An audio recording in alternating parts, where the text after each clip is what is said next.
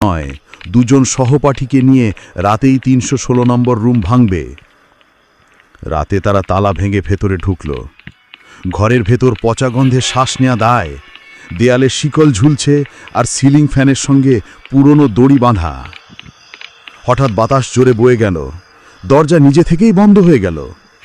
ঘরের চারপাশ থেকে কান্নার শব্দ ভেসে আসতে লাগল। একজন ভয় পেয়ে বলল, চল বেরিয়ে যাই। কিন্তু দরজা আর খুলল না। হঠাৎ দেখা গেল দেয়ালের উপর ছায়ার মতো কয়েকজন মানুষ দাঁড়িয়ে, সবার চোখ লাল, মুখে হাসি। তারা একসাথে ফিসফিস করে বলল, তোমরা এসেছো, এখন তোমাদের কেউ ফিরবে না। তারপর আলো নিভে গেল। পরদিন সকালে হস্টেলের ছেলেরা দেখে ৩১৬ নম্বর রুমের দরজা খোলা।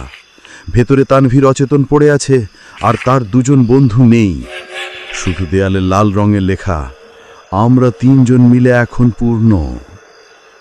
তানভীর বেঁচে গেলেও হাসপাতালে যাওয়ার পর থেকে আর কখনো স্বাভাবিক হয়নি। সে কেবল একটাই কথা বলতে থাকে, ওরে ডাকছিল, আমি ফিরতে পারলাম না। হস্টেলের সেই ব্লক আবার বন্ধ করে দেওয়া হলো, কিন্তু মাঝরাতে যারা পাশ দিয়ে হাঁটে তারা এখনো ফিসফিসানি শুনতে পায়, আমাদের সাথে এসো, আমাদের সাথে এসো।